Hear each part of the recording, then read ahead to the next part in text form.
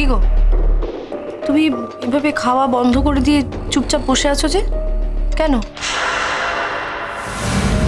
কি ভাবছো বলো তো? অপমান সহ্য করার তো একটা সীমা আছে। যেভাবে আমি অপমানিত হচ্ছি সেটা বোঝানোর মতো কোনো ভাষা আমার কাছে নেই। অপমানটা কি শুধু তোমার হয়েছে আঙ্কেল? তুমি একবারও আমার অপমানটার কথা ভেবে দেখেছো? তুমি তো অপমানিত হচ্ছই, কিন্তু আমাকে ও প্রফেশনালি অপমান করছে। প্রতিটা ক্ষেত্রে আমার এগেনস্ট দাঁড়াচ্ছে। আমি শুনেছি আমি যে সমস্ত সাক্ষী জোগাড় করেছিলাম তাদের সঙ্গে ও আলাদা করে কথা বলেছে। আমার কানে সবই আসে। আমার জুনিয়ররা তো ওখানে ঘোরাফেরা করে, তারাই বলল তাদের কাছে আমার কতটা ফেস লস হয়েছে তুমি বুঝতে পারছো? ও যে কেন এরকম করছে বুঝে উঠতে পারছি না। তুমি এখনো বুঝতে পারছো না রাজাদা তোমার ভাই কেন এরকম করছে? না মানে ওকে তো রোশনাইকে বাঁচাতে হবে, সেটা সত্যি দিয়ে হোক মিথ্যে দিয়ে হোক, যে কোনো প্রকারে ওকে তো রোশনাইকে বাঁচাতেই হবে।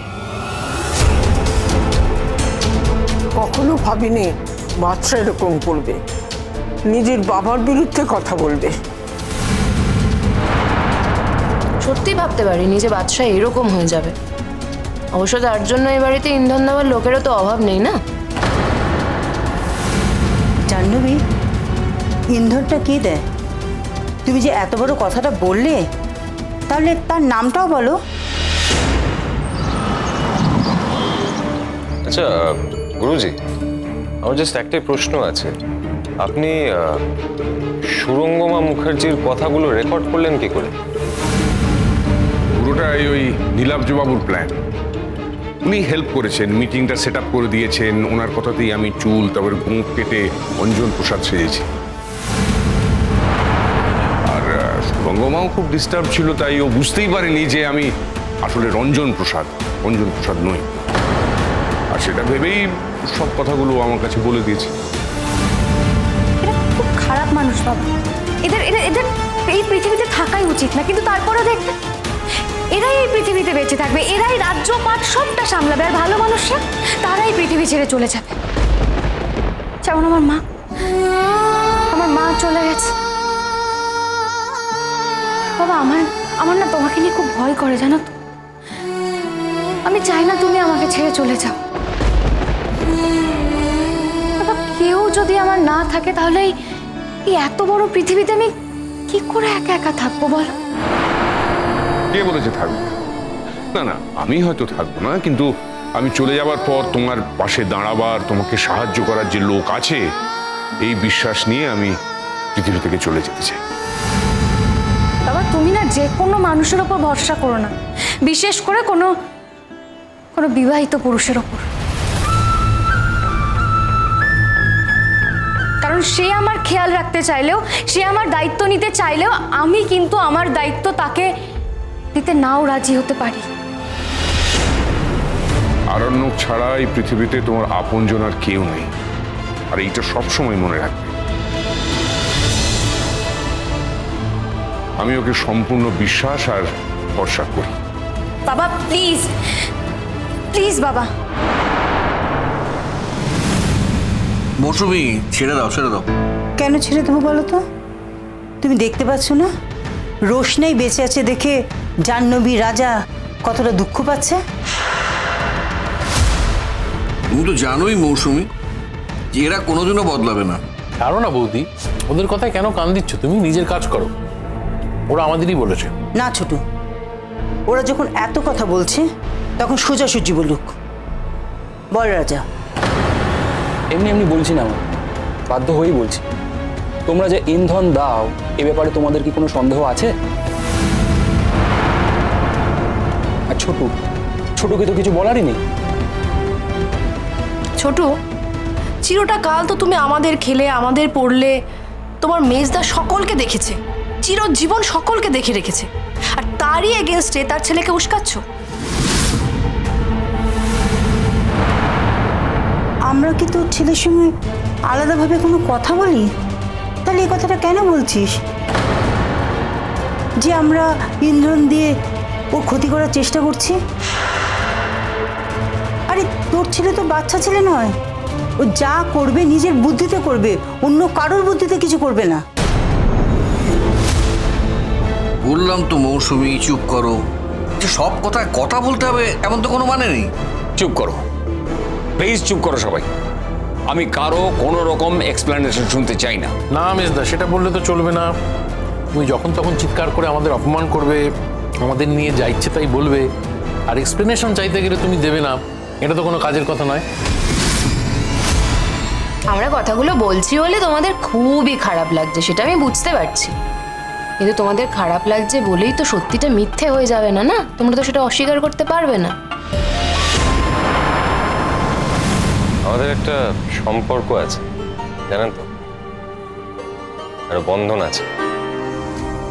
সে বন্ধন হয়তো চোখের সামনে দেখা যায় না, হয়তো সমাজে তার কোনো নাম নেই, কিন্তু সেই বন্ধনটা আছে, সেই বন্ধনটা শাশ্বত। হ্যাঁ, মান অভিমানের জন্য আমরা আলাদা হয়ে গেছিলাম, আমরা অনেকটা দূরে চলে গেছিলাম একে অপরের থেকে, কিন্তু আবার বারবার আমরা নিজেদের কাছে ফিরে এসেছি। কি রোশনাই, তা না হলে তুমি আমার কাছে হসপিটালে কেন এসেছিলে আমার অসুখের সময়?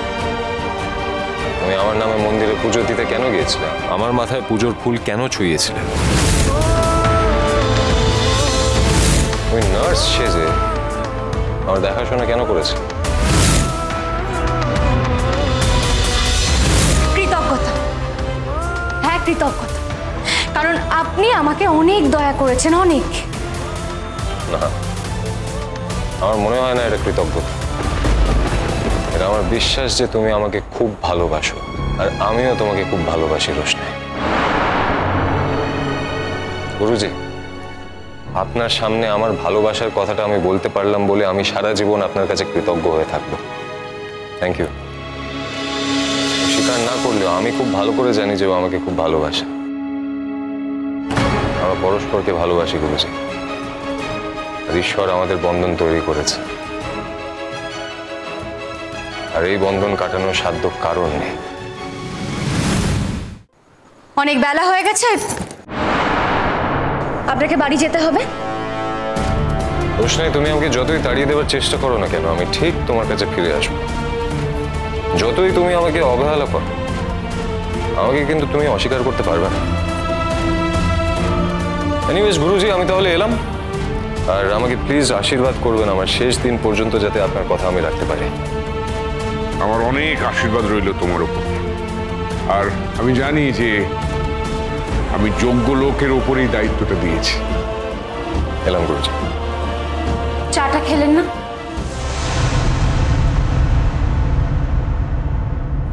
আমিও তো মানুষ রোশনাই, আমারও তো অভিমান থাকতে পারে। তুমি আমার সঙ্গে যে ধরনের ব্যবহার করলে, তারপর তোমার হাতে চা খেতে আমার সত্যি খুব কষ্ট হচ্ছে। তুমি ভেবে দেখো, যদি কেউ তোমার সঙ্গে এই ধরনের ব্যবহার করে, তোমার কি ভালো লাগবে? আমি তো আপনাকে আঘাত করেই দূরে সরাতে চাই। আমি চাই না গরিমা দিদির আক্রমণ আমার উপরে আসুক। আমিও তো একটা মানুষ। চাটা খেয়ে যাও, মেয়েটা কষ্ট করে বানালো।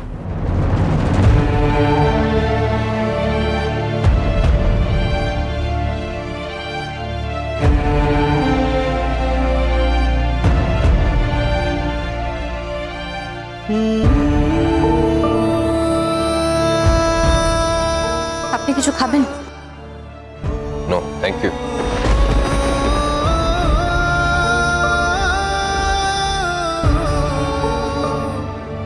এলাম গুরুজি। শোনো বাবা,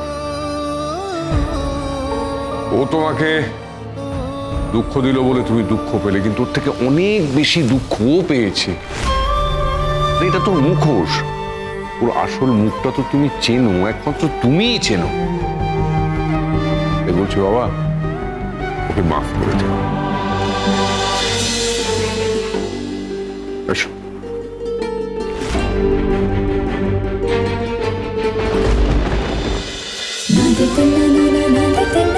रोशनाई।